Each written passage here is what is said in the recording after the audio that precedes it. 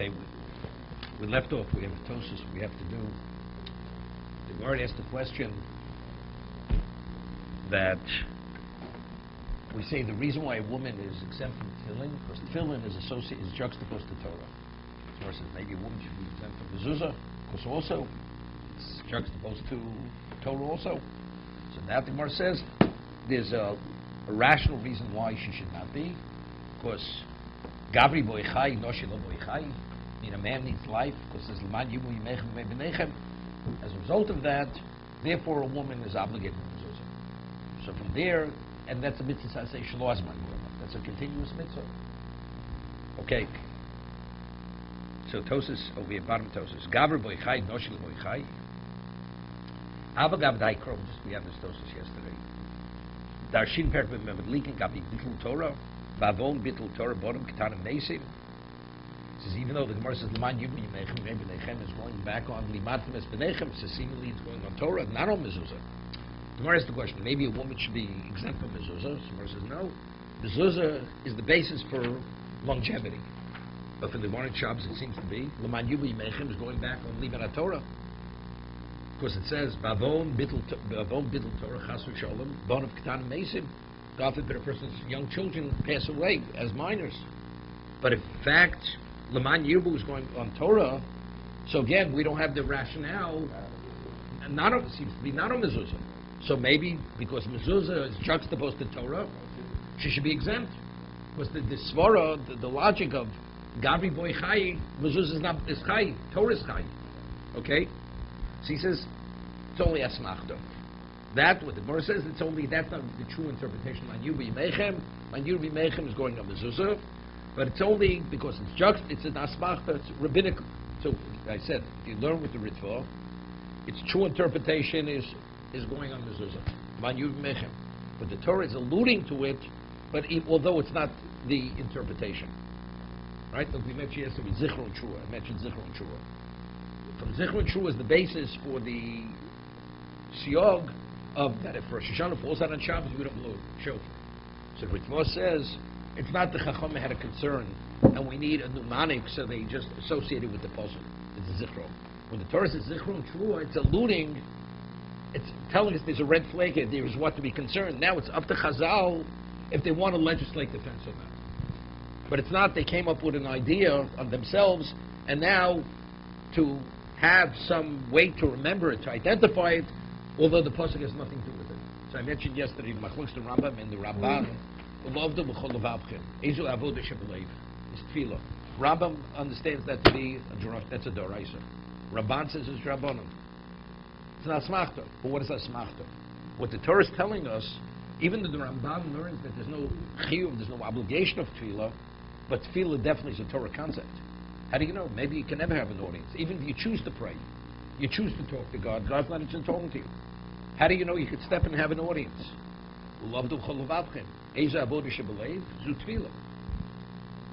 That's the asmachta. So with the Ritva, it's similar to Zichron Trua.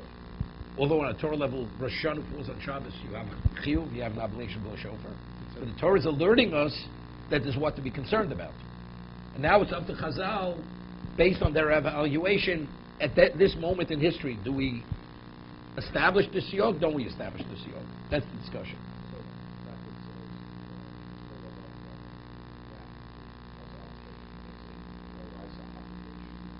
According to Rambam.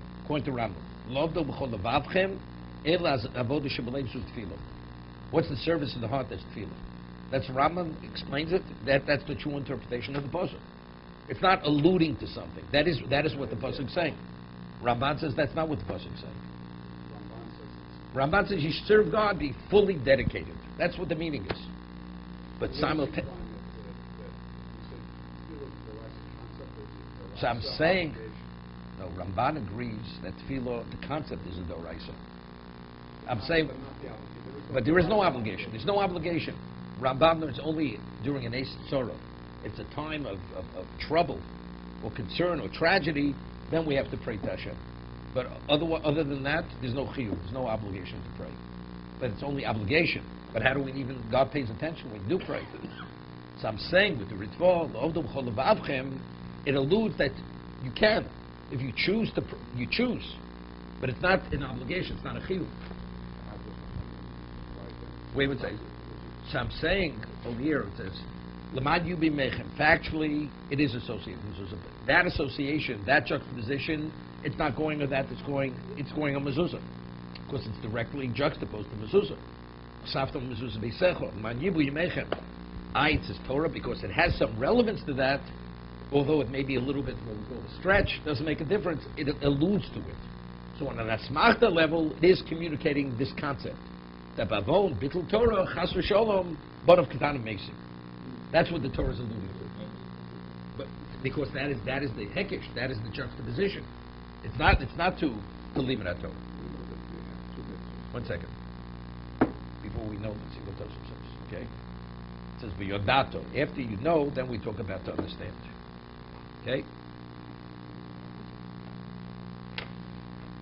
V'od ichsiv ki hi chayecho. The mashvi shena mechayeves v'talmud Torah. My time of Gabra Boichai, it says that Torah is ki chayecho vorach yamecho. Torah is our life. So if that is the case, Torah is a phenomenal question. If we're saying that really we should associate mezuzah with Torah and the woman should be absolved, but because I have a svara of Gabri Boichai, Noshem Boichai, that's the overriding factor. So we should say the same thing in regard to limit Torah. Torah is ki chayecho. So if that's the case, we should say the same thing. Gabri Boichai, you mean the male needs life and the woman doesn't need life? That should be a basis. Should be the overriding factor that a woman should be obligated in limit Torah. But we said earlier she's not obligated. Torah says an easy answer on this. Okay? Based on the rationale of mezuzah, we should apply that same rationale in regard to limit Torah. The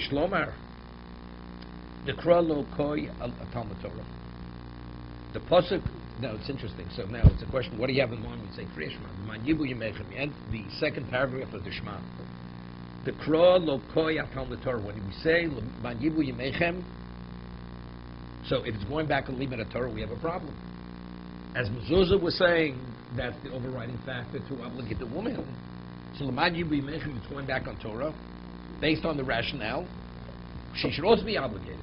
So he says, Manyibu Yemechem is not going on Torah. Ela kiyum mitzvos, just fulfilling the mitzvos. Klomer, haTorah melamedes lo mitzvos shem chayecho. The Torah teaches us mitzvos, manyu mechem, to do mitzvos. Observing the Torah, that's chayecho. It's not speaking specifically limit Torah. Mitzvos is chayecho, right? I mean, this is what we'll get over here. We'll see. So the manyu mechem is not going to limit if you study Torah. You observe mitzvahs. That's chayecho. Right? We say when we speak about v'chai b'em v'loshiyom b'em. Right? Mitzvah. How do we know that pikuach nefesh supersedes the Torah? Because this is v'chai b'em. What is chai b'em? You should live by them and not die. So what's l'man yibu yemechem? Mitzvahs. That's observance of the Torah. That is l'man yibu yemechem. That's what he's saying. No. Richard said, "Manyibu Yemechem seems to be." So if that's the case, if it's going on Torah, we have a problem. So if that's the case, a woman should be obligated. There's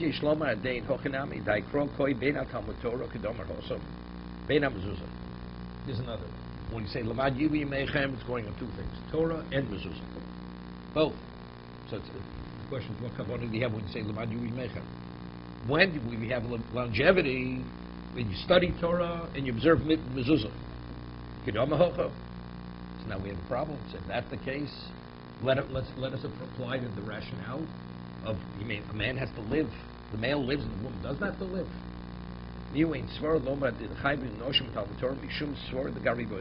Why?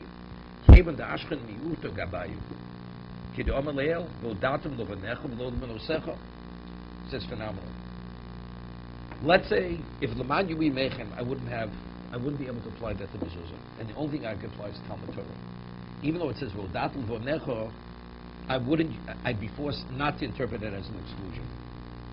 Right? The Gemara said earlier, how do we know woman's Torah from Talmud Torah? It says, Vodatul vonecho, v'lo v'nosecha.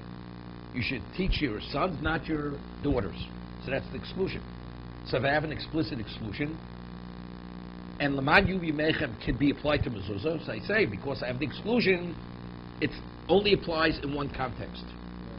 Right? But for the man, where I have no exclusion, it's going in both. Laman Yuvi Mechem. So the svara of Gavri Boichai cannot override a situation where Torah says explicitly.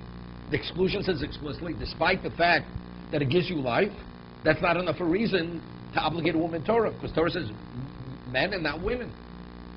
If I wouldn't be able to apply it to mezuzah, I'd have no choice but to say that it applies to the woman, and I'd have to interpret the pasuk of what differently. Abu mezuzah lekem yuta klal, elo mishum derotza lahakish mezuzah l'tam. So here's the question: based on juxtaposition, maybe the woman should be exempt from mezuzah also, as she's exempt from tefillin, because it's juxtaposed to Torah. Correct? On that, but that's juxtaposition. What is juxtaposition? We discussed it because the Torah associates one with another. What is it exactly telling me? What is it telling me? So because I have a svara of Gavri Boichai, Noshel Boichai, it's not telling me the woman's exempt. The woman's included. Rotza lifta Noshem Yisvara Loma Dai the Osi Svara the Gavri Boichai Umafke Be'Keshum Chayv Noshem Mezuzah. As a result of that, it's the reason why the woman is obligated in mezuzah, because it says the man yubi yemechem. But if I have an exclusion, the boy chai is not going to be a reason to obligate the woman, where the Torah says a woman is not obligated. We're going to have on Amid Beis, the Gemara,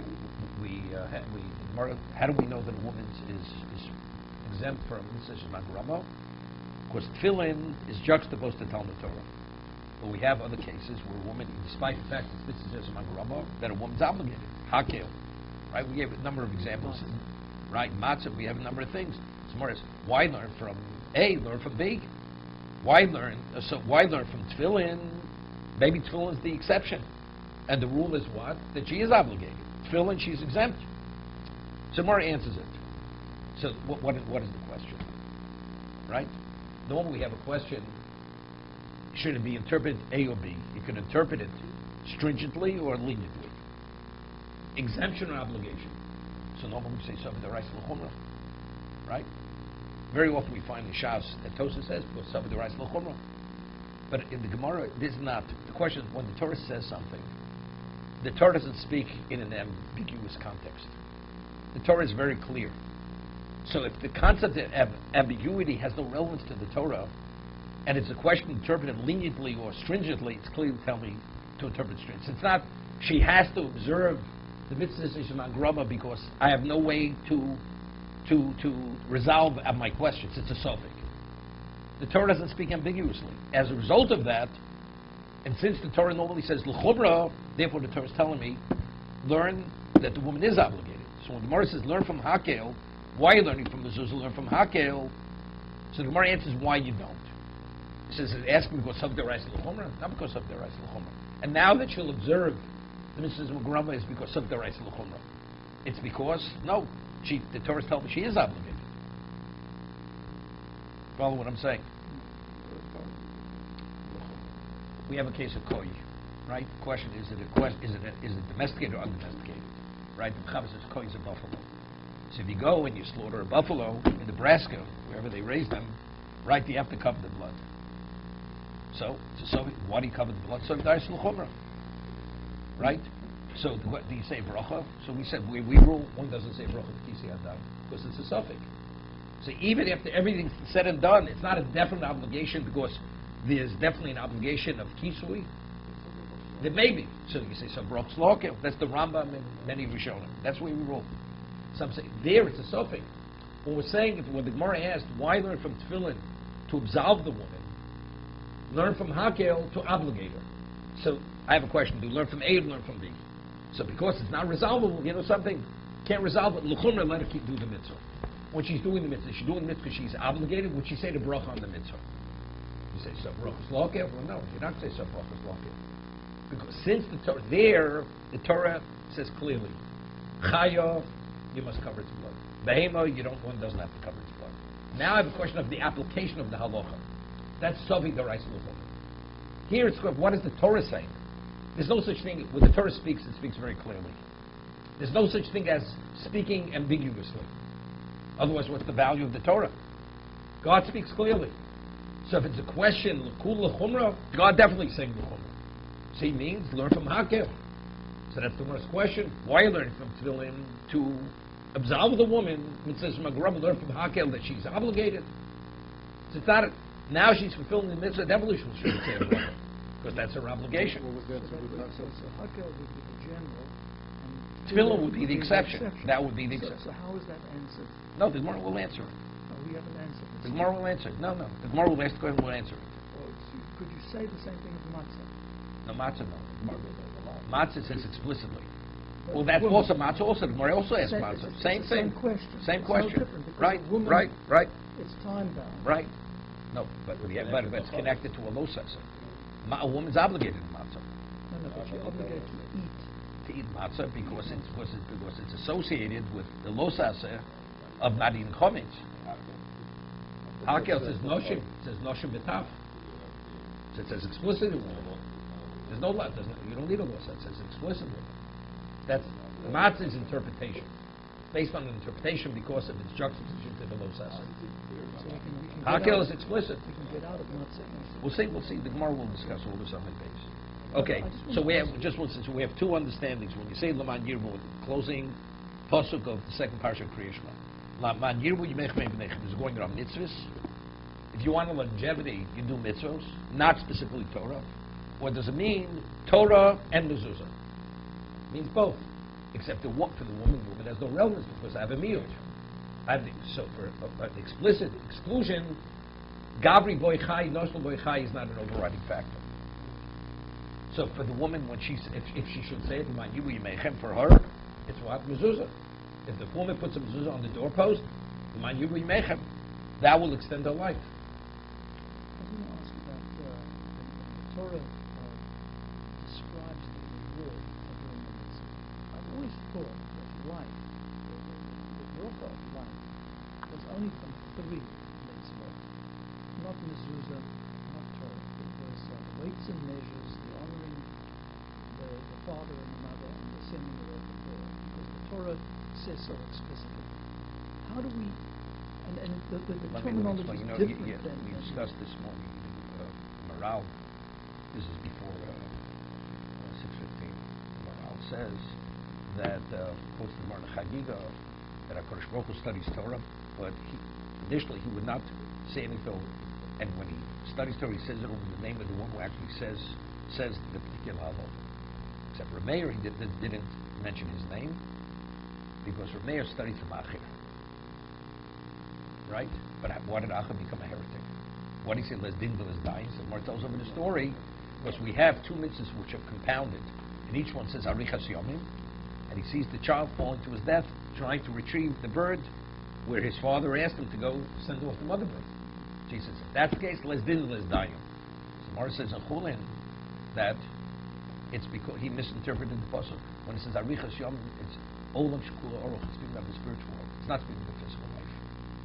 So the time for Manyibu Yimechem Me'Benechem Al Ha'adamo. We're talking about that's physical life. And that's what Gemara says, because Rabbi Yaakov interpreted over, shows that Acher, based on his own conflict of interest, he misinterpreted. So based on his misinterpretation, he became a heretic. He said, less din, less dying. So what you say, don't interpret that literally. Think of that as Olam Haba. That's Olam Haba. That's Olam Haba. Haba. Here it says Al Hadoma. If you want to extend your life Al Hadoma, then you observe mezuzah or whatever else in it. Mezuzah and Torah. And Torah mitzvahs. Well, mitzvahs. Right. Okay. What is it about the Torah that you learn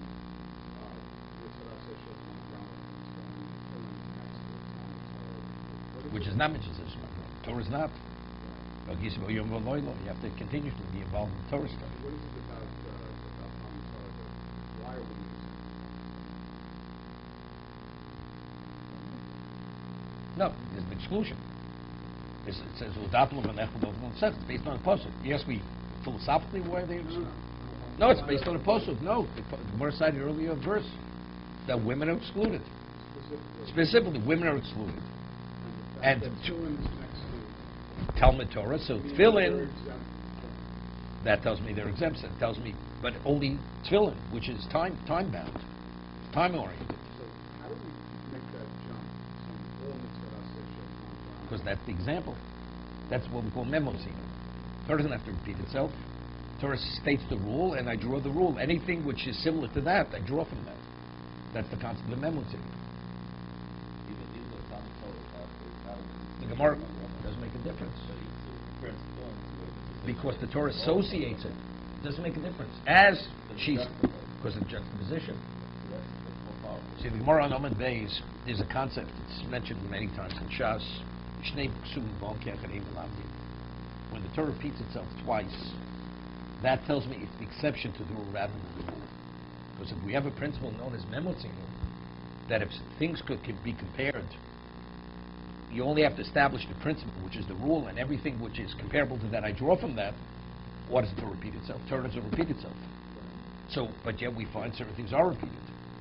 So evidently that tells me that these are the exceptions to the rule. That's the exceptions. Okay? So we have tefillin, the Gemara is going to ask you to say in Amud Beis, that the reason why I don't learn it from Hakel and something else is because it's Shnei Ksum Von Kechot. Because I have two things, because Torah repeats itself, that tells me that they're the exception to the rule. Although the mitzvah is man grama. Somebody asks more about tefillin and something else. Gemara says no, one cannot be learned from the other. The Torah has to state each one independently, because saying one is not sufficient, because one cannot be drawn from the other. Because the Gemara sometimes says that, what about according to the opinion, Shnei Ksum Von Kechot Melamdin? The Gemara says, there's a third pasuk. Torah sometimes repeats itself to reiterate something. But if it's mentioned a third time, that's clearly not a reiteration. That clearly confirms that these are the exceptions to the rule. So once it's established an exception, you can't draw from it anymore. Okay, let's go further.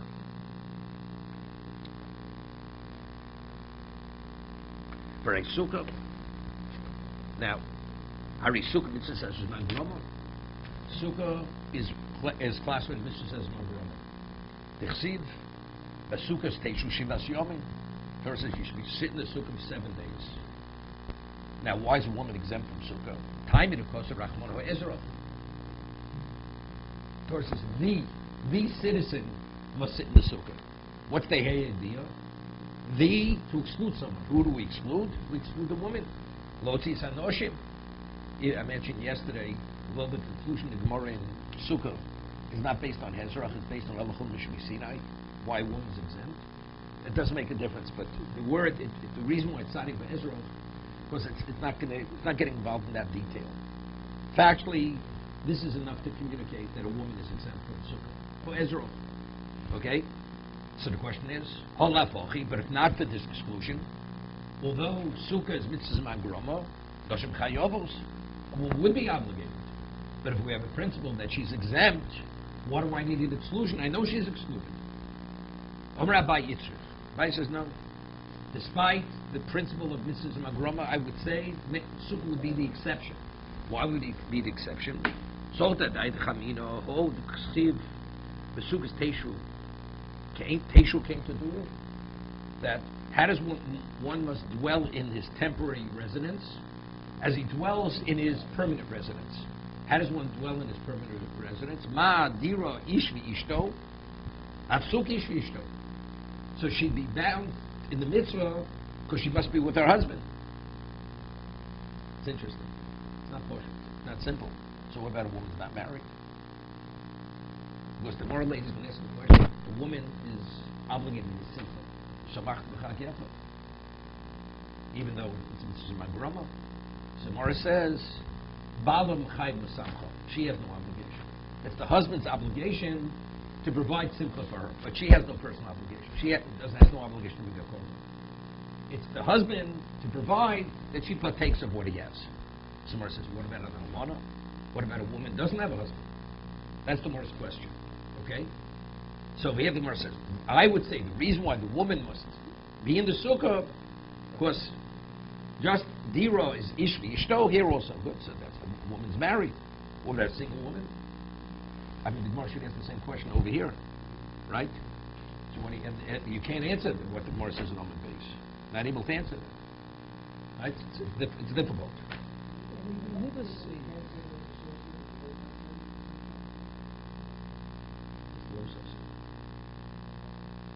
No, it's unrelated. It has to be related to the mitzvah itself. Shluch HaKan, it says, Lo sikachim alavonim. Hashav Zaved, it says, Lo sucha l'salim.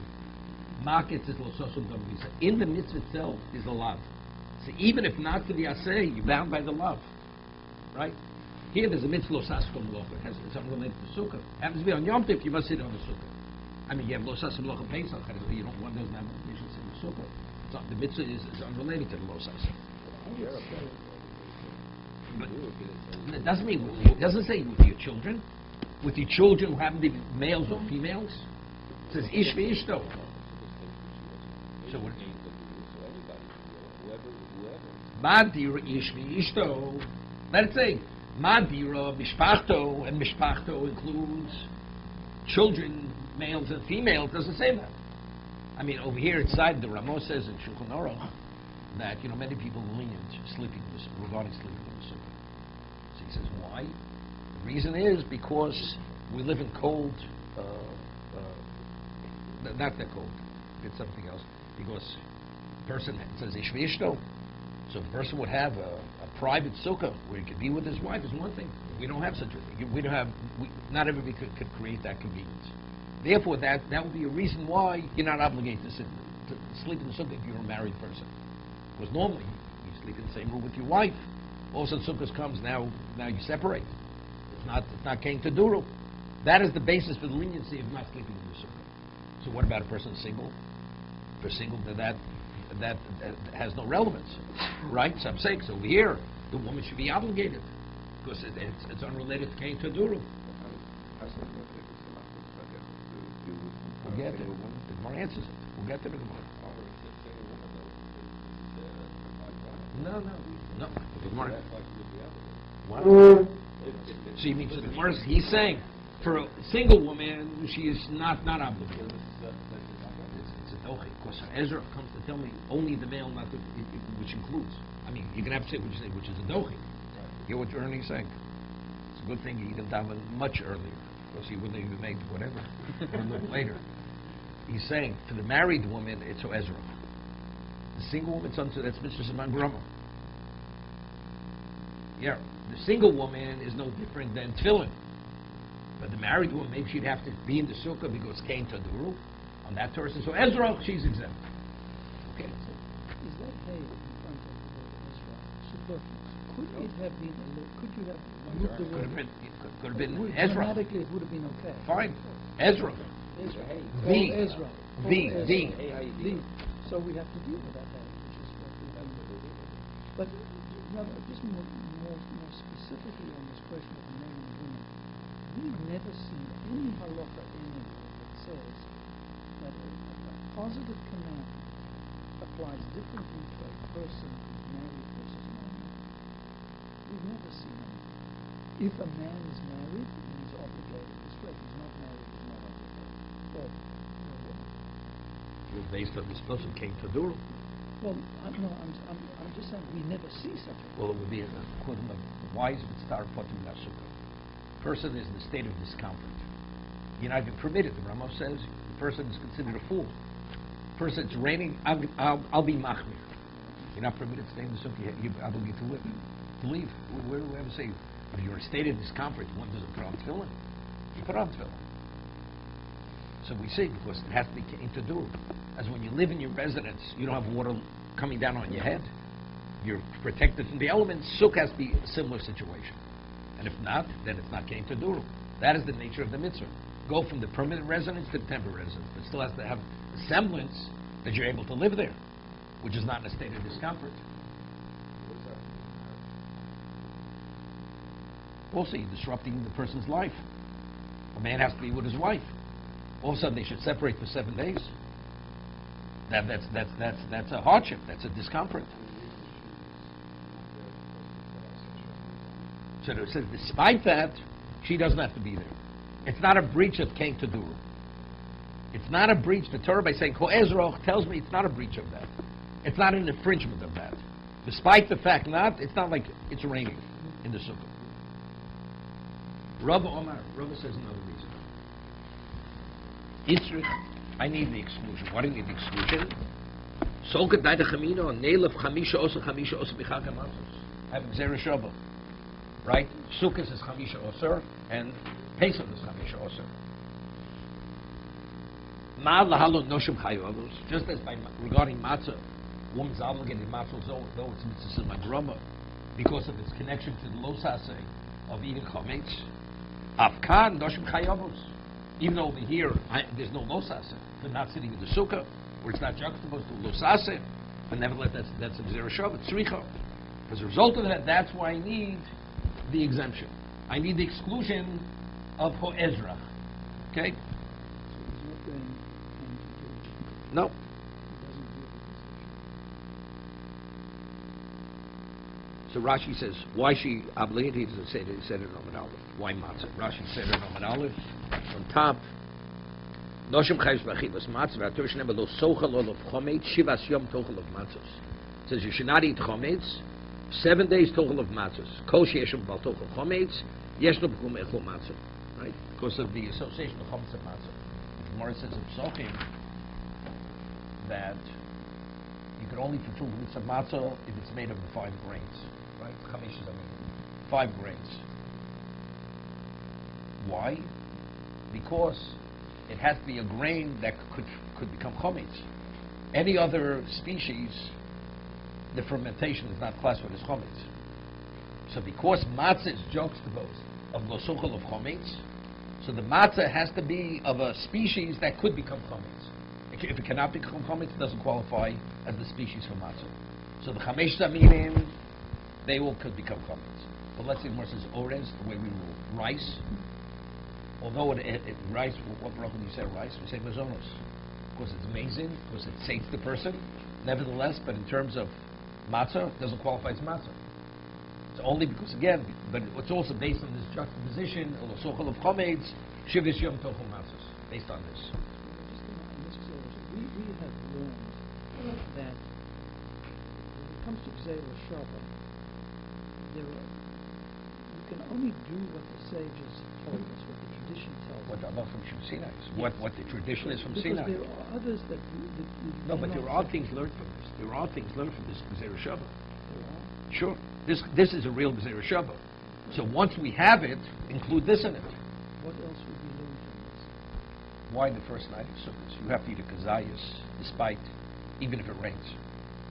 Even if you're in a state of discomfort, you have to eat a kazayas in the Sukkot. Because it's no different matzah. You have to go out and eat the kazayas. It's based on chamisha osa. So it is a bona fide. If this is a bona fide, the question is, well, what's included in that Gzera Shabbat? So seemingly, you should include, if we're associating one with the other, include a woman. As regarding matzah, she's not absolved. She shouldn't be absolved for sukkah either. The Torah says no. For Ezrach, no, that is not included. Although it's a bona fide Gzera Shabbat, it's functioning. In regard to this particular point, that she's not included within the obligation. Because the hay or Ezrach. That's not. It's revealing to me what's included. Our question is, what is included in this Gzera? I have multiple things that could be included. Ezra tells me, regarding her obligation to sit in sukkah, that's not included. You include everything you can. Unless you have reason not to include it. Right? So Ezra tells me not to include this. Okay? It's interesting tosis over here also.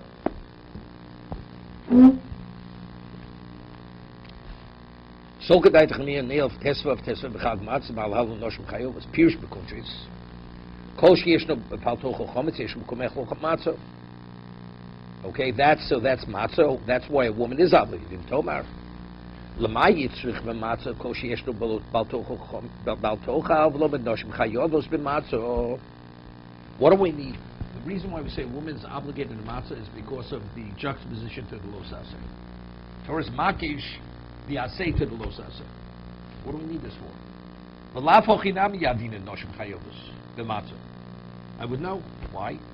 the ip turos lomali hezroch lotzias anoshim. Faction Torah writes an exclusion to say the man and not the woman. But if in fact a woman would be exempt from matzah, what do I need the exclusion? We're saying you only need the exclusion because the woman is obligated in matzah. Because the woman's obligated in matzah, she should be obligated in sukkah. So if that is the case, Ezra reveals to me that the woman is obligated in matzah. Because if not, I need no exclusion.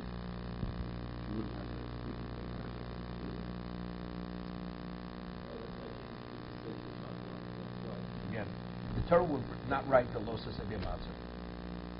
Just studying the portion of matzah because I have a Gzera Shava. What would I say?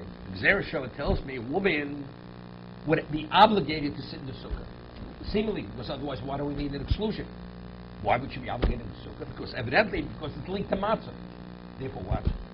So evidently, that tells me that the woman is obligated to matzah, even if Torah wouldn't have written the Lo Sasa. To be continued.